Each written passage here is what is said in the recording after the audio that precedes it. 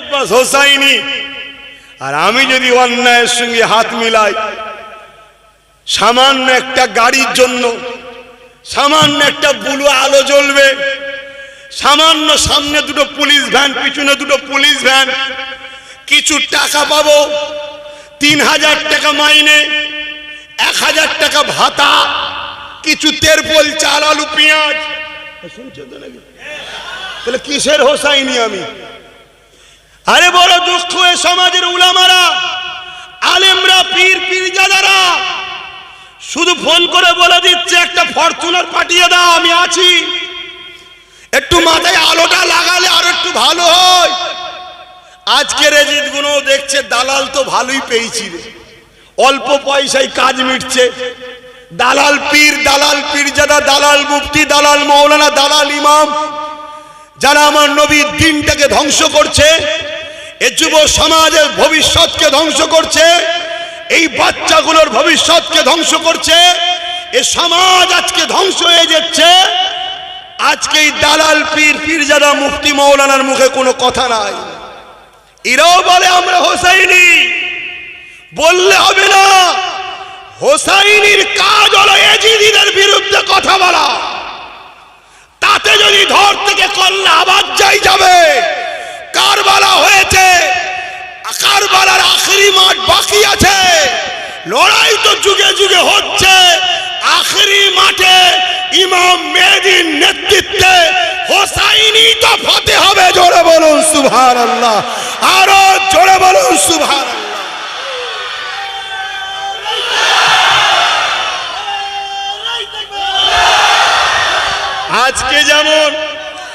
আজকে যেমন ইরান আর আমেরিকার অবৈধ সন্তান ইসরায়েলের সঙ্গে লড়াই হচ্ছে, জানেন তো নাকি? আমেরিকা প্যালেস্টাইন এজিদি আর ইরান হোসাইনি লড়াই হচ্ছে না? হবে যুগে যুগে। আল্লাহ পাক কখনো কাউকে বিজয় দিয়ে সম্মানিত করে, কাউকে আবার শহীদ করে সম্মানিত করে। এজিদ কিছুক্ষণের জন্য হয়তো কারবালায় জিতেছিল, কিন্তু এজিদ জিতেও অপমান, বেউজ্জতি, লাঞ্ছিত, ধ্বংস। আর হোসাইন পাক আমাদেরকে শিক্ষা দিয়ে গেছে। আরে নানার কাঁধে চড়ে বড় হয়েছি, নানার জিভ চুষে বড় হয়েছি, নানা যখন সেজদায় যেত নানার পিঠে উঠে বড় হয়েছি।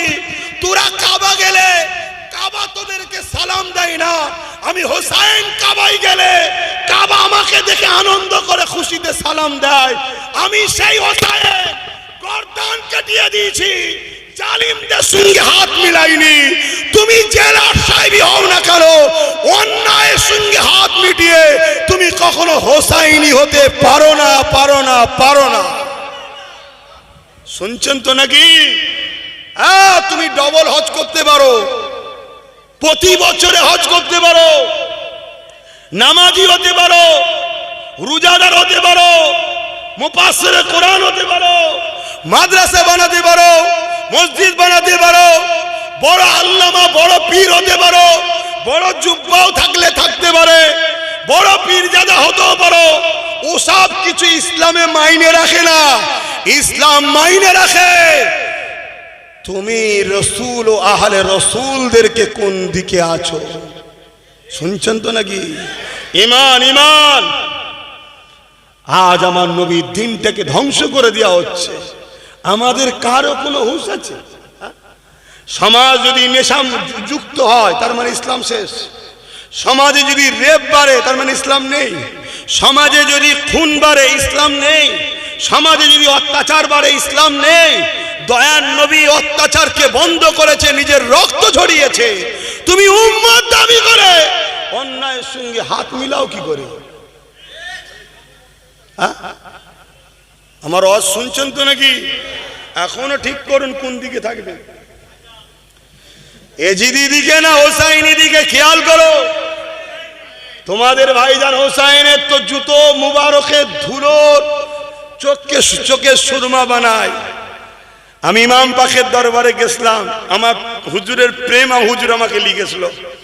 আমি ইমাম হোসাইন হুজুরের দরবারের কাছে গেছি, হুজুর আমি জানি না আপনার মতো আমি মানে আপনার নকশা কদমে তো চলছি, কিন্তু আমারও কপালে ওই দরজা পাবো কিনা যে দরজা আল্লাহ আপনাকে দিয়েছে, শহীদ, তাই তো নাকি? এবং শহীদ আজম সব থেকে বড় শহীদ। তবে হুজুর দোয়া করেন হকের উপরে থেকেই যেন মরণটা হয়, বলুন আল্লাহুম্মা আমিন। হ্যাঁ রে বাবা রে, পূর্ব আব্বাস সিদ্দিকী, আমার যদি মরণ আজকেই থাকে তোমাদের মল্লিকপুরে আজকেই হবে, এটা নিয়ে চিন্তা করে কিছু লাভ নেই। পুরো পৃথিবীর ফোর্স নিয়ে সময় বাঁচাতে পারবে না। আর আজকে যদি আমার মরণ না থাকে, পুরো পৃথিবীর সব কিছু পরমাণু থেকে শুরু করে সপও যদি মারে, সব মরে গেল, আমি ঠিক বেশ থাকবো। এই ইমানটা নয়, এই বিশ্বাসটার নাম হলো ইমান। এইভাবে আল্লাহর উপর ভরসা করতে হয়। তাহলে যিনি মুখ দিয়েছে তিনি খাওয়াবে। কিছুদিন হয়তো একটু পরীক্ষা নিচ্ছে। গুটি কত জলসা যখন প্রথম প্রথম কাটছিল, মন খুব খারাপ, এই জলসাগুলো কেটে যাচ্ছে হক কথা বলার জন্যে। শুনছেন তো নাকি? যদি পা স্লিপ হয়ে যেত, এ দরকার নেই, আমি ফোনটা করি, আমায় বেশি কিছু করতে হবে না, আমার ওই সামনে 4টে গাড়ি পিছনে 4টে গাড়ি দেবে, আর লাল আলো দিলেই হয়ে যাবে, তাহলেই তো ব্যাস এজিদ হয়ে গেলাম। কি না, আল্লাহ আমায় বাঁচিয়েছে। কে বাঁচিয়েছে? সব সময় আল্লাহর কাছে সাহায্য চাও, আল্লাহ আমি যেন লোভে না পড়ে যাই, ধ্বংস না হয়ে যায়। খোদা তোমার পরীক্ষায় ধৈর্যের সাথে যেন কামিয়াবি হতে পারি। এই দোয়াটা চাইবে কার কাছে? আল্লাহ। পরীক্ষা তো তুমিই নেবে, আর পাশও আল্লাহ তোমাকেই করাতে হবে, তোমার কাছেই সাহায্য চাইছি। কেন? আমরা দুর্বল, আমরা দুর্বল। আহা, শুনছেন? তাহলে অন্যায় দেখলে কি করতে হবে? হাত দিয়ে রুখতে হবে। যদি হাতে ক্ষমতা না থাকে, মুখ দিয়ে প্রতিবাদ, মুখেও ক্ষমতা নেই, অন্তর থেকে ঘৃণা করে সরে যেতে হবে। এই তিনটের মধ্যে কোনোটা যদি না থাকে, তার মধ্যে ঈমান নাই। 1 নম্বর ঈমান কি? হাত দিয়ে রুকা। 2 নম্বর ঈমান কি? মুখ দিয়ে প্রতিবাদ। 3 নম্বর ঈমান কি? খুবই দুর্বল কিন্তু ঈমান আছে। যেমন কচু পাতাতে পানি দিলে যেমন টলমল করে, ওই রকম ঈমান আছে কিন্তু খুবই দুর্বল। তারপরেও যদি ঘৃণা করে সরে যায়, ঈমান থাকবে। আর যদি তিনটের মধ্যে কোনোটা না থাকে, ঈমান নাই। এখন আমি জানতে চাইছি, মসজিদ, মাদ্রাসা, কবরস্থান, ঈদগাহ, খানকা, এগুলো আমাদের তো নাকি? এগুলো ইসলামের সম্পদ তো নাকি? ইসলামের পেহচান তো নাকি? আজ যদি কেন্দ্র সরকার ক্ষমতার জোরে আইন তৈরি করে মসজিদ, মাদ্রাসা, কবরস্থান, ঈদগাহ, খানকাকে ভাঙতে চায়, তাহলে ইসলাম অনুযায়ী ঈমানদার তো সে যে কেন্দ্র সরকার এই অন্যায় আইনের বিরুদ্ধে হাত দিয়ে লড়বে। শুনছেন তো? আগে বলুন, কেন্দ্র সরকার এই যে আইনটা করেছে, নাই করেছে না অন্যায় করেছে? তাহলে রাসূল বললেন অন্যায় দেখলে কি করতে হবে? হাত দিয়ে রুখতে হবে। তাহলে কেন্দ্র সরকারের এই কালা কানুনের বিরুদ্ধে হাত দিয়ে লড়াইয়ের দরকার আছে না নাই? যদি হাতে ক্ষমতা না থাকে, দ্বিতীয় ঈমান মুখ দিয়ে প্রতিবাদ। যদি মুখেও ক্ষমতা না থাকে, অন্তর থেকে ঘৃণা করা। যদি কেন্দ্র সরকারের কালা কানুনের বিরুদ্ধে কোনো মুসলমানের হাত দিয়ে লড়ারও ক্ষমতা নেই, মুখ দিয়ে লড়ারও ক্ষমতা নেই, অন্তর থেকে ঘৃণা করারও ক্ষমতা নেই, রাসূলুল্লাহর হাদিস অনুযায়ী তার মধ্যে ঈমান। জোরে বলুন। আমার কথা বলছি না, নবীর কথা বলছি। এই হাদিসটাকে কি আপনারা কেটে দেবেন নাকি? কোনো মুফতি সাহেব পৃথিবীতে কেউ পারবে? চলে আসুন। ঠিক তেমনই এই ওয়াকফ কালা কানুনের বিরুদ্ধে আমরা প্রতিবাদ করব, আন্দোলন করব। পশ্চিম বাংলার বুকেও আন্দোলনের দরকার আছে না নাই? যদি আন্দোলন না করি, প্রতিবাদ না করি, তাহলে তো রাসূলের হাদিস অনুযায়ী আমাদের ঈমান থাকবে না। কিন্তু দুঃখের সাথে বলতে হয়, যখনই আন্দোলন হচ্ছিল, ব্যাপক আন্দোলন হচ্ছিল তো নাকি? ব্যাপক আন্দোলন, ওই আন্দোলনকে হাতিয়ার করে কেন্দ্রের বিরুদ্ধে রাজ্যের পক্ষে দালালিটাও অনেকে করছিল, জানেন তো নাকি?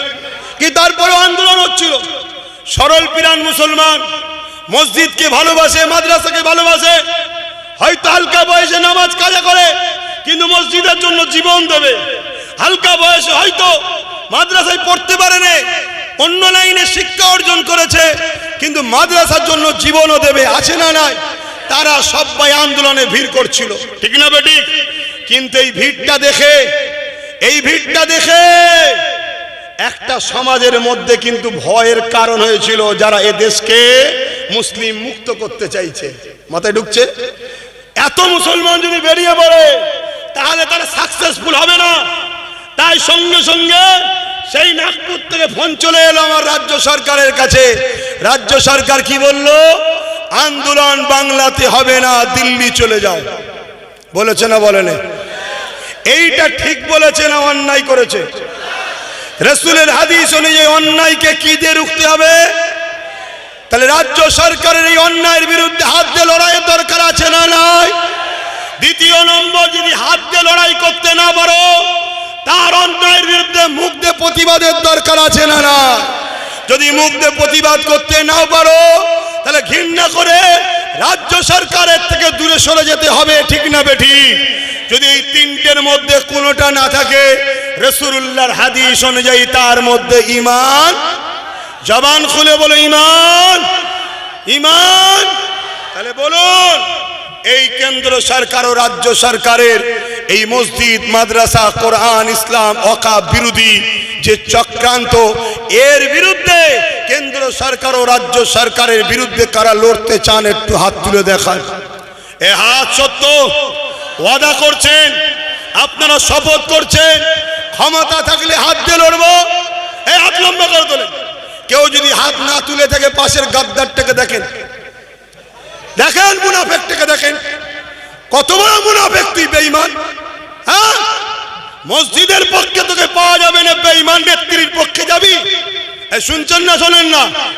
বলুন, এই কেন্দ্র সরকারের কালা কানুনের বিরুদ্ধে রাজ্য সরকার যে আমাদেরকে লড়তে দেবে না মসজিদ মাদ্রাসার পক্ষে বলেছে, এই উভয়ের বিরুদ্ধে আমাদের লড়াই চলবে। এই লড়াই করতে গিয়ে জীবন যাই দিতে পারবেন? হাত নামান, অঙ্গীকার যেন মনে থাকে। এদেরকে এত বড় স্পর্ধা দেয় কে?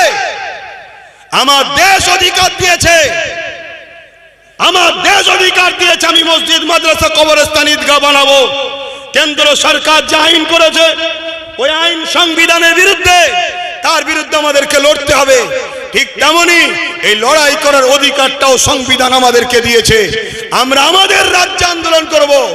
রাজ্য সরকারের বলার অধিকার নাই যে আমার রাজ্যে তোমায় করা যাবে না, এটা তোমার ব্যক্তিগত সম্পদ নয়। মানুষ তোমায় সাথ দিয়েছে, তুমি ক্ষমতায় বসেছো, তুমি বলতে পারো যে আন্দোলনটা কেন্দ্র সরকারের বিরুদ্ধে যখন, তাহলে আমার রাজ্যে করছো করো, পাবলিকের যাতে যাতায়াতের অসুবিধে না হয়, কোনো ক্ষতি যেন পাবলিকের না হয়, এটাকে একটু খেয়াল রেখো, এটা তোমার মুখে মানাতো। কিন্তু না, তুমি আবার বলছো কি, যদি আন্দোলন করে আমার সব থেকে বড় দুশ্মন সে হবে। শুনছেন না শোনেন? আমি আপনাদেরকে ওপেন ফতোয়া দিয়ে যাচ্ছি, যদি রাজ্য সরকার হতভাগা আকবরের মতো দালাল মুফতি মৌলানাদের দিয়ে ফতোয়া দিতে পারে দিক। আমি ওপেন ফতোয়া দিচ্ছি, রাজ্য সরকার যদি এই কথাকে উইথড্র করে না নেয় যে আমার ওটা বলা ভুল হয়েছিল, আমি এই কথাকে ফেরত নিলাম, যদি এই কথা না বলে কোন মুসলমান যদি রাজ্য সরকারকে সাপোর্ট করে, নবীর হাদিস অনুযায়ী তার ঈমান থাকবে না, থাকবে না, থাকবে না। সে যদি পীর হয় বেঈমান পীর, পীরজাদা হয় বেঈমান পীরজাদা, মুফতি হয় বেঈমান মুফতি, ইমাম হয় বেঈমান ইমাম। কোন মায়ের লাল থাকো আমার ফতোয়া কাটে দাও। আমার নবীর দিনকে নিয়ে ছেলে খেলা হচ্ছে। তোমার এত বড় স্পর্ধা, আমার মসজিদের জন্য আমি কথা বলতে পারবো না, আমার মাদ্রাসার জন্য কথা বলতে পারবো না, আমার কবরস্থানের জন্য কথা বলতে পারবো না, এই বলার অধিকার আছে না না? হুঁশ করে কাজ করো মুসলমান, আর না হয় কি হবে শোনো। সূরা বাকারাতে আল্লাহ বলছে, তোমরা আমাকে আর আমার হাবিবকে ভুলে যাদের দিকে তোমরা থাকবে আমি আল্লাহ তাদের দ্বারা তোমাদেরকে মিটাবো। শুনছেন? অলরেডি দেখো না, বিজেপি শাসিত রাজ্যগুলোই মুসলমান মরছে বিজেপির হাতে, আর বাংলাতে মুসলমান মরছে টিএমসির হাতে। পার্থক্য কোথায়? বলো বলো বলো, পার্থক্য কোথায়?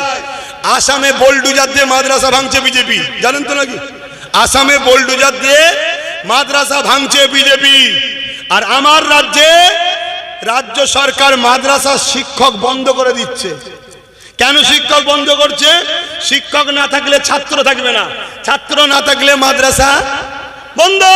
তাহলে ও প্রকাশ্য করছে, এ গোপনে করছে। ও প্রকাশ্য করছে কেন?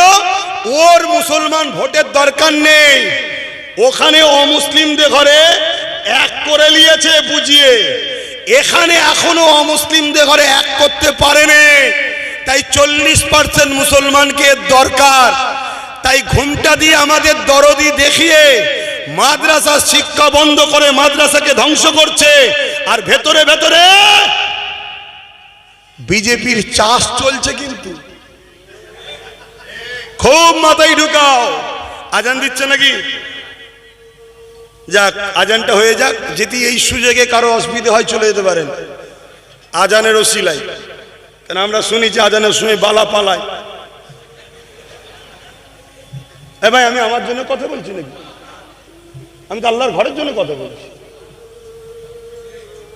আল্লাহর ঘরের জন্য যদি কোনো মুসলমান কথা বলতে না দেয়, দেশে কিসের মুসলমান?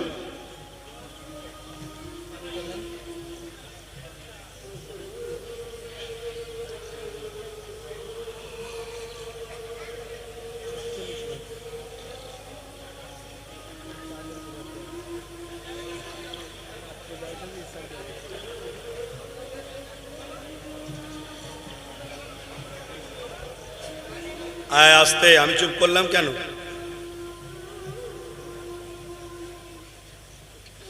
ঠিক আছে, রেডি করে।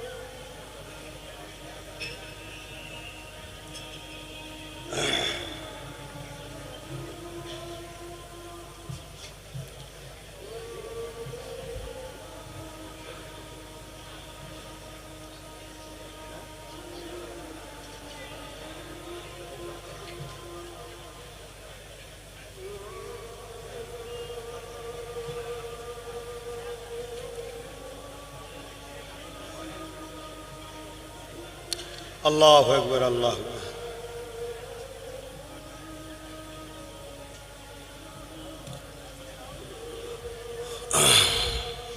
اللهم رب هذه الدعوة التامة والصلاة القائمة آت محمد وسيلة الفضيلة الدرجة الرسول مقام محمود الذي وعدته وارزقنا الشفاعة إنك لا تخلف لا إله إلا الله محمد رسول الله। ভাইরা আমার, আজান হয়ে গেছে, নামাজ হবে, সংক্ষেপ করছি। তুমি বিরুদ্ধে বলতে যদি নাও পারো, তোমাকে তো অন্তর থেকে ঘৃণা করতে হবে নাকি? ঠিক না বেটি? তুমি তা না করে ইসলামের দুশ্মনকে সাপোর্ট করে ক্ষমতায় আনবে, আর সে ক্ষমতায় এসে বলবে এ মসজিদ মাদ্রাসা কবরস্থান হয়ে কথা বলা যাবে না, তাহলে তুমি বেঈমান। এজন্য নবী বলল মসজিদ ভর্তি নামাজি থাকবে ইমানদার। জোরে বলেন ইমানদার। আমি আবার বলে যাই, গুনার মাপ আছে, ইসলামের দুশ্মনী করলে মাফ নাই। মাথায় ঢুকিয়ে নাও। আজও যারা কেসের ভয়ে বেরিয়ে আসতে চাইলো বেরোতে পারছো না, প্রকাশ্য যদি নাও পারো, দিল থেকে ঘৃণা করো। শুনছেন তো নাকি? আজ আমি প্রকাশ্য বেরোলে আমাকে জেল দিতে পারে, চেষ্টা হবে না। দিল থেকে তুমি ঘৃণা করো, ফাইসাল্লা তো আল্লাহ করবে, আমাকে দেখাবার তো দরকার নাই। কিন্তু এটা সত্য কথা, তুমি জেনে রেখে দাও, অন্যায়কে হাত দিয়ে রুখতে হবে, না হয় মুখ দিয়ে রুখতে হবে, না হয় দিল থেকে ঘৃণা করতে হবে। কেন্দ্র সরকার মসজিদ মাদ্রাসা ওয়াকফের বিরুদ্ধে যে আইন করেছে অন্যায়, তারও যেমন মুখ দিয়ে হাত দিয়ে দিল থেকে ঘৃণার দরকার, ঠিক রাজ্য সরকার ওই অন্যায়ের বিরুদ্ধে আন্দোলনকে রুখে দিল, এরও বিরুদ্ধে ঘৃণা করা দরকার। তাই আজ যেসব উলামারা চাপে পড়ে হয়তো করতে পারছে না, দিল থেকে ঘৃণা করে, অবশ্যই তিনাদের ঈমান আছে কিন্তু দুর্বল। তাই আমি প্রত্যেকটা ইমামকে বলবো, প্রত্যেকটা আলেমকে বলবো, আল্লাহকে ভয় করেন। জ্ঞান দিচ্ছি না, আগিয়ে আসেন, প্রকাশ্য আসতে হবে না, গোপনে একবার আমার সঙ্গে দেখা করেন, কিছু আলোচনা আছে, যদি সাথ দিতে পারেন। আপনি ভাবছেন হুজুরের কথা শুনলে 3000 চলে যাবে, আমি আপনাকে 20,000 মাসের মাইনের ব্যবস্থা করে দেবো, সে রাস্তা আপনাকে দেখাবো। আসেন, আসেন। আর যদি না আসেন, আমি আপনাকে বলে যাই, বন্ধ তো আপনার হবেই একদিন, কিন্তু মসজিদের মধ্যে ঢুকে আপনাকে পুরানো হবে, তখন কেউ আপনার পাশে দাঁড়াবে না, কেউ দাঁড়াবে না, শুধু ভয় দেখানো হচ্ছে, ভয়। আরে ও চলে এলে, ডাকাত চলে এলে তোকে বাংলাদেশে পাঠিয়ে দেবে, গোশ খাওয়া বন্ধ করে দেবে, কেটে ফেলবে, মেরে ফেলবে। আরে দুজনে একই আরএসএস এর প্রোডাক্ট বিক্রি করছে। নাই বলো দিঘার মতো জায়গা, যেটা হলো বেড়াবার জায়গা ছিল সর্বধর্মের মানুষের, রাজকোষের টাকা, আমার ট্যাক্স তোমার ট্যাক্সের টাকায় ওই দিঘাতে রাজ্য সরকার মন্দির তৈরি করে তার প্রসাদ কি করছে? কিসের দ্বারা? রেশনের দ্বারা। বলো ইমাম সাহেব, মৌলভী সাহেব, পীর সাহেব, এটা খাওয়া হালাল? যদি হালাল না হয়, মসজিদের বিরুদ্ধে কথা হয় না কেন? জলসাইয়ের বিরুদ্ধে কথা হয় না কেন? যেই সরকার আমাদের ঈমানকে লুটতে চাইছে, কেন? ঈমান থাকলে আমাদেরকে পরাজিত করা সম্ভব নয়, তাই বড় প্ল্যান করে আমাদেরকে বেঈমান বানাতে চাইছে। বলা দরকার আছে না? এই বলছে কেউ? খুব সাবধান, আখেরি জামানা। আমি আবার বলে যাচ্ছি, আবার অনেকে বলে আব্বাস সিদ্দিকী একা চিল্লে কি করবে? আমাদের দিকে এতগুলো মুফতি মাওলানা হুজুর আছে, সংখ্যা যদি বেশি হওয়াতেই হক হয়, তাহলে আমি বলবো কারবালাতে ইমাম হোসাইন হুজুর ছিলেন 72 জন, আর এজিদ বাহিনী কত ছিল? 22,000। বলুন কত? তাহলে এজিদ বাহিনীকে হক বলবেন? সংখ্যা বেশি তো। এজিদ বাহিনীতে 7,000 আলেম ছিল, 3,000 হাফেজে কোরআন ছিল, 3,000 মুফতি ছিল। মনে থাকবে? 7,000 আলেম ছিল, 3,000 হাফেজ ছিল, 3,000 মুফতি ছিল। আলেম উলামা মুফতি বেশি থাকাতেই যদি হক হয়, তাহলে এজিদকে কি হক বলবেন? মাথায় ঢুকছে? অতএব কে রাসূলের দ্বীনের পক্ষে দেখো। এই জায়গায় আমি বলে গেলাম, আপনাদের বাঁচাবার স্বার্থে, এটা আমার ডিউটিতেই বলে যাচ্ছি, সবার লক্ষ্য একটাই, ইসলাম ও মুসলমানকে শেষ করো। যতক্ষণ আমাদের ঈমান থাকবে, পৃথিবীর কোনো শক্তি নেই আমাদেরকে মিটাতে পারে। তাই আমাদেরকে মিটাবার জন্য হারাম খাদ্য খাওয়ানো হচ্ছে। দ্বিতীয় নম্বর, আমাদেরকে মিটাবার জন্য অন্যায়কে সাপোর্ট করে বেঈমান বানানো হচ্ছে। কথা মাথায় ঢুকছে? তাহলে দুই শ্রেণীর দিক দিয়ে আমাদেরকে মিটানো হচ্ছে। তাই বাঁচতে যদি চান, ঈমানকে বাঁচান। বাচ্চাদের যদি বাঁচাতে চান, ঈমানকে মজবুত করেন, হকের পক্ষে সংগঠিত হন, ঐক্য হন, একতা হন। সর্বপ্রথম কাজ, আপনার মহল্লায় মুনাফেক আছে তাকে চিনুন। মুনাফেক যদি চিনতে পারেন, বাইরের দুশ্মন যতই হোক আপনাকে মিটাতে পারবে না। এটা আমার বাপের কথা নয়, এটা আমার রাসূলুল্লাহর কথা। আল্লাহ নবী বলেছেন, উলামা ভাইয়েরা বলুন, আল্লাহ নবী বলেছেন, প্রকাশ্য দুশ্মন যতই থাকুক আমার উম্মতকে মিটাতে পারবে না। আমার ভয় হয় প্রকাশ্য ছদ্মবেশী বন্ধু সুরাতে দুশ্মন আমার উম্মতকে মিটাবে। চলে আসুন সংক্ষেপে তিনটে ইতিহাস বলবো। বদরের ময়দানে 313 জন, প্রকাশ্য দুশ্মন 1000, জিতেছি 313 জন। চলে যান চীনের বুকে, বাদশাহ হারুন আর রশিদের প্রধান সেনাপতির নেতৃত্বে 15 লক্ষ ছিল চাইনিজ সেনা, মুসলমানদের সংখ্যা ছিল মাত্র 30,000। জিতেছিলাম আমরা, কেন প্রকাশ্য দুশ্মন যতই হোক জিতবো আমরাই। চলে আসুন সালাউদ্দিন আইবি মাত্র 12,000, আর সেলিবিয়ারা মসজিদে আকসাকে দখল করে রেখেছিল 4 লক্ষ, জিতেছিল 12,000, কেন প্রকাশ্য দুশ্মন ছিল 4 লক্ষ। চলে আসুন সুলতানে হিন্দ গরিবে নওয়াজ মঈনুদ্দিন আজমিরি একা আর পৃথ্বীরাজ চৌহানের বিরুদ্ধে লড়াইয়ে গরিবে নওয়াজ বিজয় হয়েছিল, কেন প্রকাশ্য দুশ্মন যতই হোক বিজয় পাওয়া যাবে। তাই আমি আরো একবার বলছি, বিজেপি আমাদের দুশ্মন না বন্ধু? জোরে বলুন, জোরে বলুন।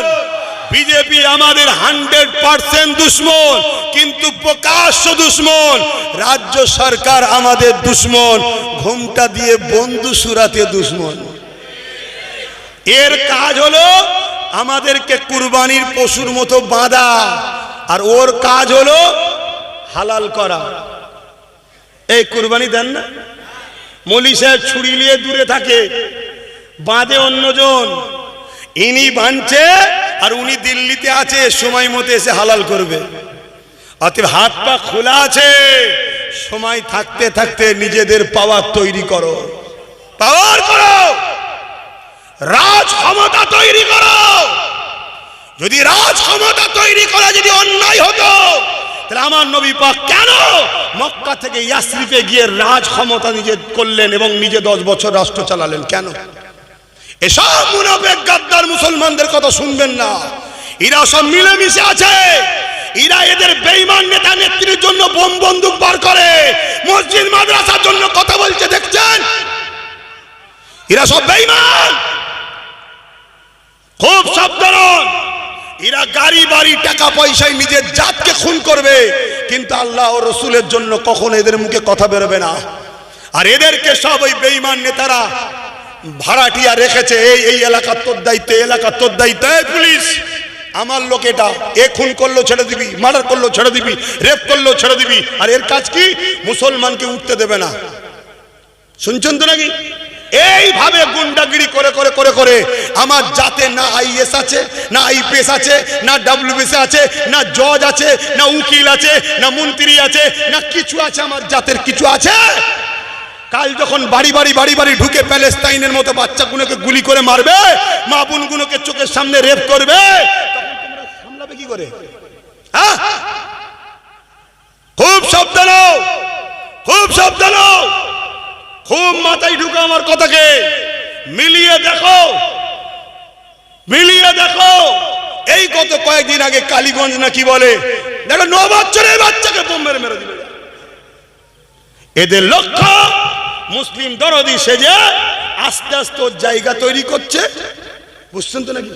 বিজেপির জায়গা তৈরি করছে, আর আমাদের ঘরে ভিখারি বানাচ্ছে।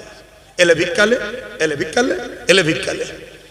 আর আজকে আমাদের মাদ্রাসাগুলো শেষ হচ্ছে, মসজিদগুলো শেষ হচ্ছে।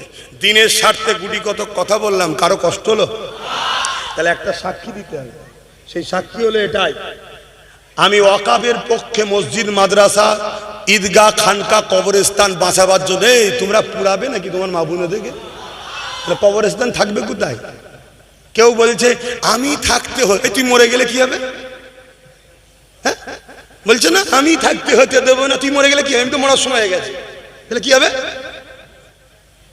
শুনছেন না শোনেননি?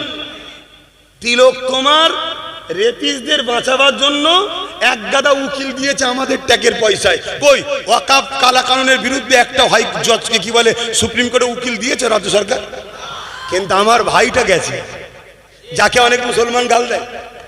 শুনছেন তো নাকি? এগুলো চিনতে শেখো, কে আপন কে বন্ধু।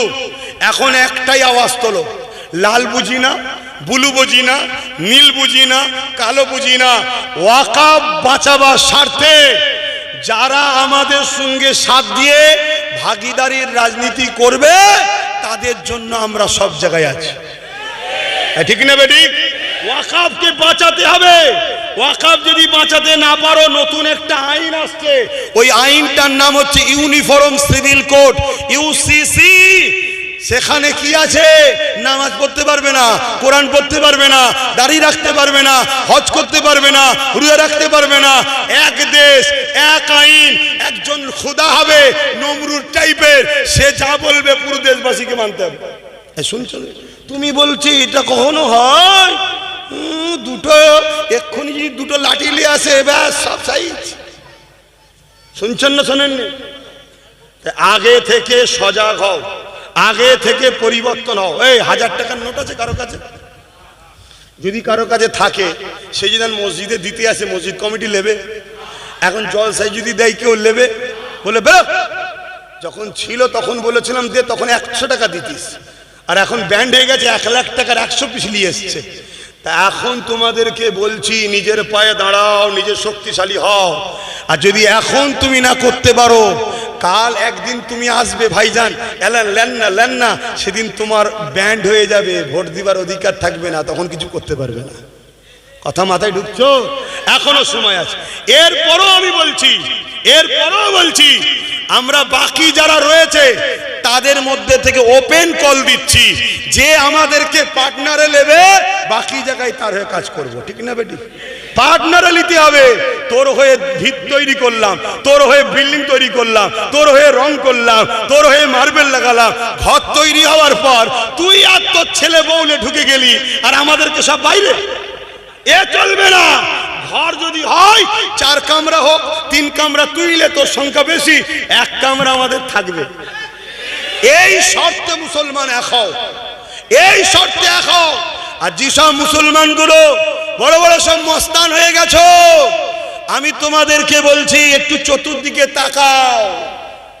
যাদের জন্য লড়ছো তারাই একটা একটা করে সব মস্তান ল্যাং মেরে জেলে ঢুকাচ্ছে, তারাই ঢুকাচ্ছে। ডাইরেক্ট কামড়াই নে, ওপর থেকে এসে কামড়াচ্ছে, কিন্তু এখান থেকে ইনফরমেশন দেওয়া হচ্ছে এটাকে তুলে নেবারে। কেন?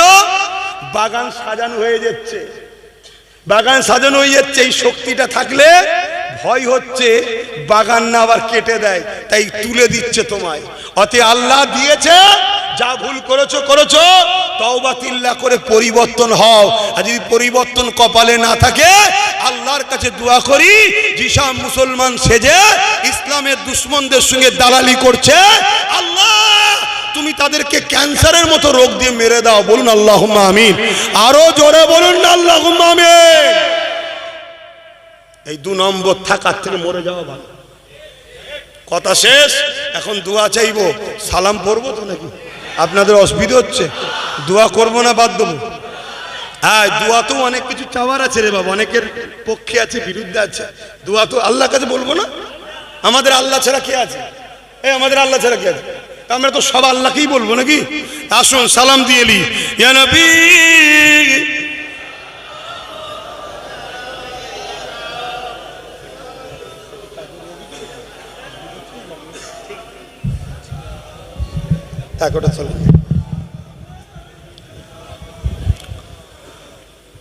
আমি একটা কথা বলতে ভুলে গেলাম তো, হয় দেখেন দাঁড়িয়েই বলে দিই একটু।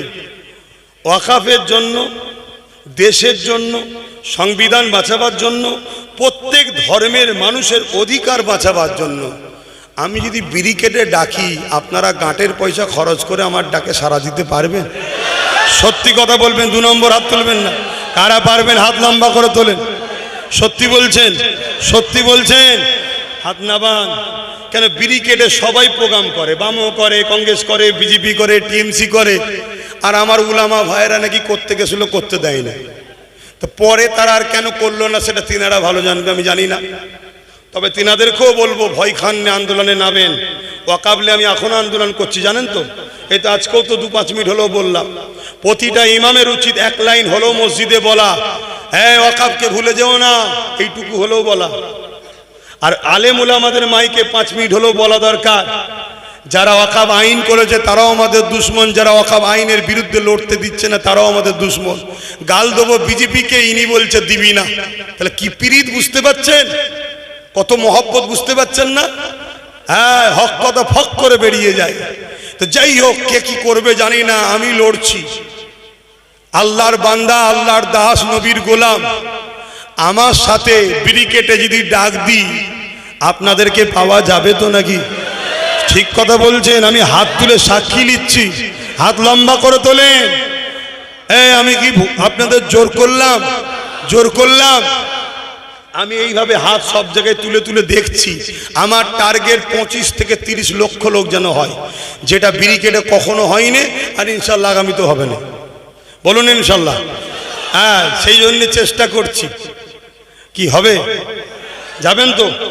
আমি যে জায়গায় গেছি হাত তুলে যা দেখেছি, যারা সাপোর্ট হাত তুলছে, যদি সত্য হয় আমার ধারণার বাইরে আল্লাহ নিয়ে যাবে। বলুন ইনশাল্লাহ। ওয়াকাফের জন্য আমাদেরকে লড়তেই হবে। মনে রাখবেন, বাংলা এমন একটা রাজ্য, ভারতের কোহিনূর, এখানে যদি আন্দোলন বাড়ে এর প্রভাবটা দিল্লিতে গিয়ে পড়ে। শুনছেন? অনেকে বলবে কেস চলছে তো। আরে কেস তো বাবরি মসজিদেরও চলছিল, ঘুমিয়ে পড়ার জন্য তো রায় ভুল হয়ে গেল। হ্যাঁ, আন্দোলন জারি রাখতেই হবে। যত মাথার ভিড় বাড়বে আন্দোলনের প্রভাব বাড়বে। তা মসজিদ মাদ্রাসার জন্য কি পাওয়া যাবে না আপনাদের? আজকে ব্রিকেটে লক্ষ কণ্ঠের গীতা পাঠ হলো। দেশ সবার, রাজ্য সভা সবাই করতে পারে, আপত্তি আমার নাই। তাহলে আমরা পাবো না কেন? কি আমার ওই ভাইয়েরা কেন পাইনে জানি না। কেউ সাপ হয়ে কেমড়েছে, উজা হয়ে ঝেড়েছে কি আমি তাও জানি না। কেন গোপন কথা বলা যায় না? তবে আমি ইনশাল্লাহ করব। আর আপনাদের আশা করব কেউ যেন বাদ না যায়। একটা 5 লক্ষ লোক আন্দোলন গুরুত্ব ঠিক হবে না। 25-30 লক্ষ লোক হলে এই চাপ কিন্তু দিল্লিতে পড়ে যাবে। শুনছেন না? শোনেন না? আবহাওয়া খারাপ হয়ে যাবে। যে কটা আছে বাংলায় ও কটাও শেষ হয়ে যাবে। শুনছেন তো নাকি? হ্যাঁ, শেষ করা দরকার আছে না? না, ওরা আছে বলেই তো ইনার উপকার হচ্ছে, শুধু ওদেরকে দেখাচ্ছে। ছেলে ধরা বোঝেন? ছেলে ধরা, ছোটবেলায় বাচ্চা যেই মায়ের কোল থেকে নেমে যায়, মা কি বলে? যাসনি, ছেলে ধরা আছে। অনেকে আবার বলে হুমবুড়ি আছে, হুমবুড়ি। কি বলে না? বলে না? বাচ্চা তাও শোনে না, নেমে যায়। তখন আর একজন থলে বা কিছু কাপড় জড়িয়ে এসে বাচ্চাকে ভয় দেখে। বাচ্চা ভয়ে চিৎকার দিয়েছে, মায়ের কোলে উঠে যায়, তাই তো নাকি? যে ভয় দেখালো সে আর মায়ের মধ্যে দুশ্মনী না সেটিং? জোরে বলুন। অতএব আমরা হলাম বাচ্চা। ইনার কোল থেকে যখনই নামতে চাই, অমনি উত্তরপ্রদেশ থেকে, দিল্লি থেকে হুমবুড়ি আসে, এসে বলে দিল্লি থেকে এসে বলে গোশ খাওয়া বন্ধ করে দেবো, বাংলাদেশে পাঠিয়ে দেবো। আমরা ভয়ে আবার মায়ের কোলে উঠে পড়ি। শুনছেন তো নাকি? এসব সেটিং না সেটিং নয়। মাথায় ঢুকাও, এ থেকে বেরো। আর না একটা দিন উপায় থাকবে না। সময় থাকতে থাকতে প্রস্তুত নিতে হয়, ঠিক তো নাকি? আমরা সেই ফড়িং এর গল্প শুনেছিলাম না? বর্ষা আসার আগে পিপিলিকা তার খাদ্য জড়ো করেছিল, আর ফড়িং উডাল উডাল ঘুরে বেড়াচ্ছিল। লাস্টে ফড়িং দেখছে পুরো গাছপাতা সব শেষ, লাস্টে অজ্ঞান হয়ে পড়ে আছে। তাহলে আগে থেকে প্রস্তুত নিতে হয় না? হয় না? জীবনে কোনোদিন দেখেছেন পাখি ডাল ভেঙে পড়ে গেছে? পাখি পাখি কেন পড়ে না? ডালার পাখির ভরসা ডালের ওপরে নয়, পাখির ভরসা নিজের ডানার ওপরে, তাই সে জীবনে পড়ে না। তাহলে আমরা যদি নিজেদের উপরে ভরসা রাখি যে আমাদের ভরসা আমাদের, তাতে 50 থাক 70 থাক যাই থাক, আমাদের থাকবে, তোর থাকবে। চলে আয়, 3টে পা তোর, একটা পা আমার, লাগা বস। যদি আমার কথা 21-এ মেনে নিতে, তাহলে আজকে বলতে পারতো দিল্লি যা। ধরো এই চেয়ারের 4টে পা তো, ধরুন যিনি বসে আছে ইনিই বসে আছে, কিন্তু 3টে ওনার, একটা আমাদের। ওই চেয়ারে বসে বলতে পারতো দিল্লি যা। কেন? পা খুলে নিতাম, সরকার পড়ে যেত। মাথায় ঢুকাও যুবক, মাথায় ঢুকাও। খুব ভয়ানক পরিস্থিতি আসছে, খুব সাবধান হও। আর মনে রাখবে, একদল আলেম, একদল উলামা, একদল পীর, একদল পীরজাদা, একদল ইমাম আল্লাহর ঘরে বসে এদের জন্য কসম খাওয়াবে। শুনছেন না শোনেননি? যারা খোদার ঘরকে বেঈমান জালিমদের জন্য ব্যবহার করে, ওদেরকে মুনাফিক বেঈমান ছাড়া অন্য কিছু চিনবেন না। আমি বলে গেলাম কেন? হতভাগা আকবর দ্বীনে ইলাহি বলে একটা কিতাব লিখেছিল। ওই কিতাবটাও কিন্তু আলেম উলামা মুফতিদের দ্বারাই লিখেছিল। আর মুজাদ্দিদ আল-পেসানি ওই উলামা ও আকবরের বিরুদ্ধে লড়াই করে মানুষের ঈমান আমলকে বাঁচিয়েছিল। মুজাদ্দিদ আল-পেসানি আমাদের দাদা জান হয়, বংশের দাদা হয়। শুনছেন তো নাকি? অথে ভাই আমার, আপনাদের বাঁচাবার স্বার্থে বললাম। কি গো, আপনারা যারা শুনলেন, আমার বন্ধু হলেন না দুশ্মন হলে গো? বন্ধু হলেন না দুশ্মন? তো বন্ধু যখন হবেন, তাহলে বন্ধুর ডাকে সাড়া দিতে হবে, ব্যাস এই হলো কথা। আসেন সালাম পড়ে লিয়া নবী সালাম ইয়া রাসূল ইয়া হাবিব সালাম সালাওয়াতুল্লাহ। কঠিন হাসরের দিনে কি আছে মোদের কপালে,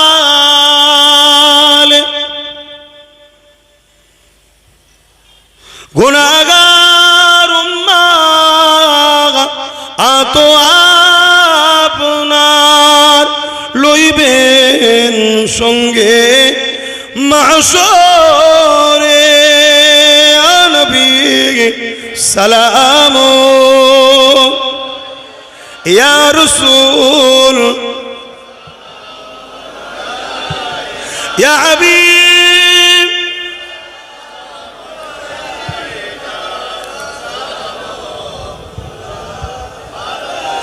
সকলে গে আগে বসুন। বাপ বিসমিল্লাহ শরীফের সঙ্গে একবার দরুদ শরীফ, একবার সূরা ফাতিহা, একবার সূরা ইখলাস শরীফ। কেন আমার পরে এখনো জলসা হবে, নামাজ হবে তারপরে জলসা, তাই তো? নামাজ হবে তারপরে জলসা হবে। আমি দোয়া চাইবো, তার আগে আরেকটু ছোট্ট কাজ আছে। ভাই আপনারা আমার কথা কেউ কষ্ট নিলেন? আমি ইসলামের পক্ষে বললাম, আপনাদের অসুবিধে হলো? আমি কি সব আলেম ওলামা পীর পীরজাদাদেরকে খারাপ বললাম? আমি বলতে চাইছি, প্রকাশ্য যদি কেউ নাও বলে, কমসে কম অন্তর থেকে যদি ঘৃণা করে অন্যায়কে, তার মধ্যে ঈমান আছে না? নাই আছে। কিন্তু অন্তর থেকে ঘৃণা না করে তার যদি দালালি করে, এক কথা বলছে না তো? রসুলের কথায় তার ঈমান নেই, রসুলের কথায় আমি কে শরিয়াতে ফতোয়া দিবার? কথা মাথায় ঢুকছে?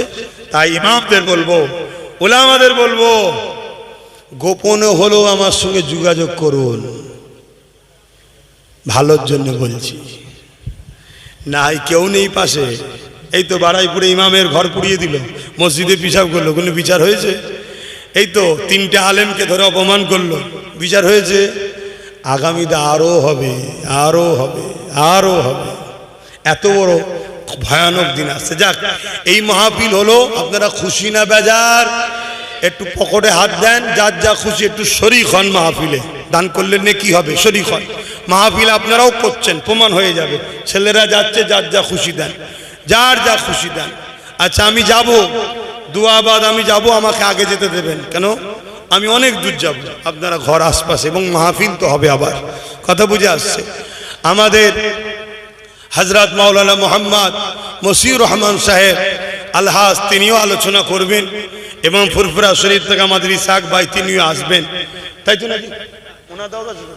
হ্যাঁ, আরো উলামা হাজুররা আছেন, আলোচনা করবেন, সকলে শুনবেন। আমাদেরই ভাই এখন আজ করবেন, নামাজ হবে কখন? আচ্ছা তাই বল, নামাজের পর মৌলানা সাহেব আছে, তিনি আলোচনা করবেন। কথা বুঝে আসছে?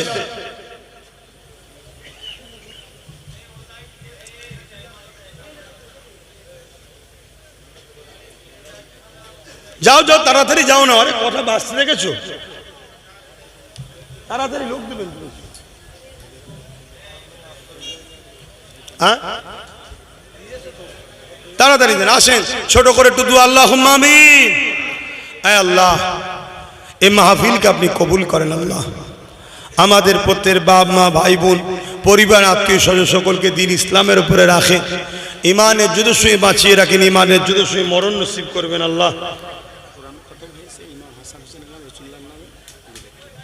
আল্লাহ পাক কালামুল্লাহ শরীফ খতম করেছে এই মুহররমের চাঁদ, আমাদের ইমাম হাসান হোসেন হুজুরের আল্লাহ স্মৃতিতে এবং হুজুর পাক সাল্লাল্লাহু আলাইহি ওয়াসাল্লামের স্মৃতিতে আল্লাহ কোরআন খতমকে আপনি কবুল করে নেন।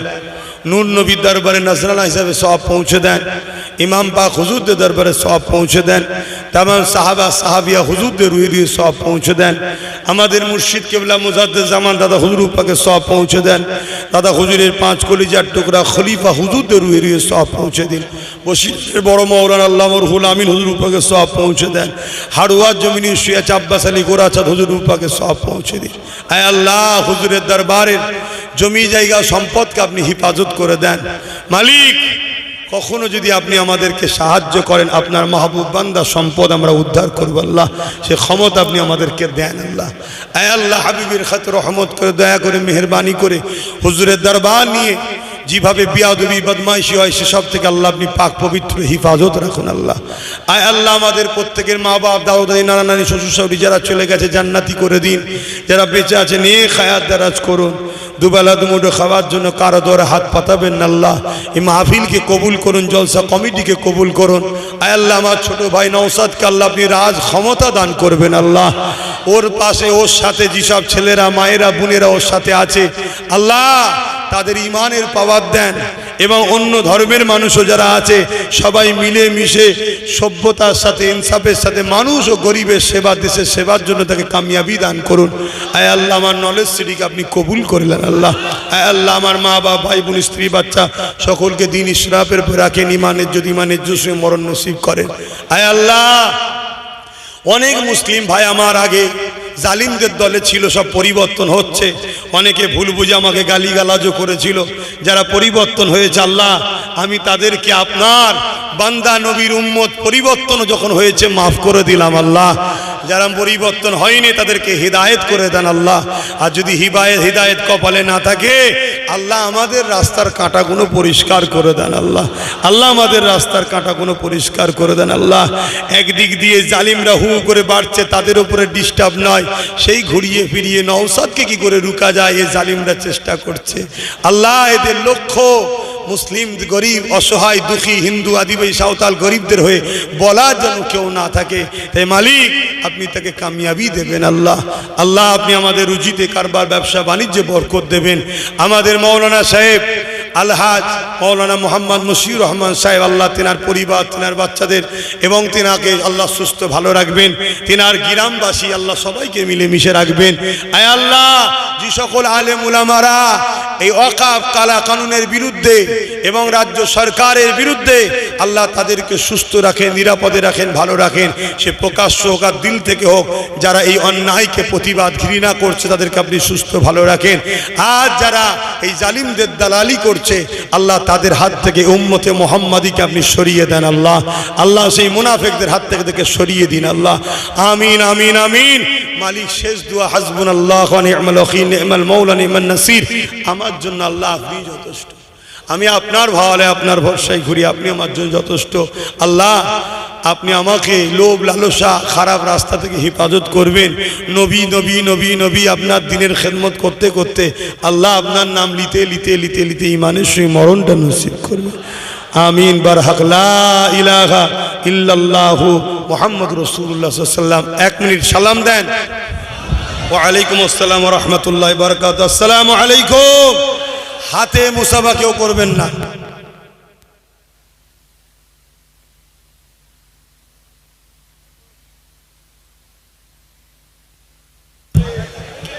এখন আপনাদের সামনে আমাদের